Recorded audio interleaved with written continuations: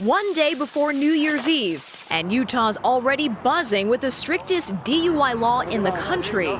In the state of Utah, we take it seriously, and if you're going to drink here, don't drive here. Nationally, drivers are considered legally drunk at 0.08%, but cross into Utah now, and that number drops to 0.05.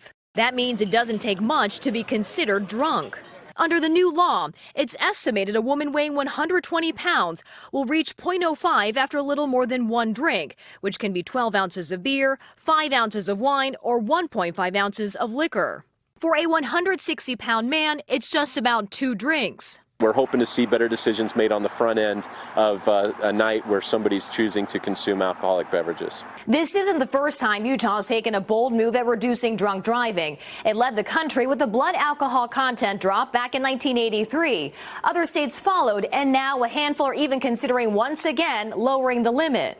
We are one of the lowest in the country for injuries and deaths, but we still have a problem. But critics say the state is going overboard.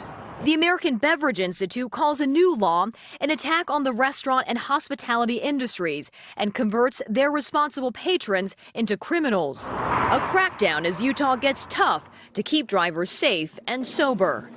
Kathy Park, NBC News. Hey, NBC News fans, thanks for checking out our YouTube channel. Subscribe by clicking on that button down here and click on any of the videos over here to watch the latest interviews, show highlights, and digital exclusives.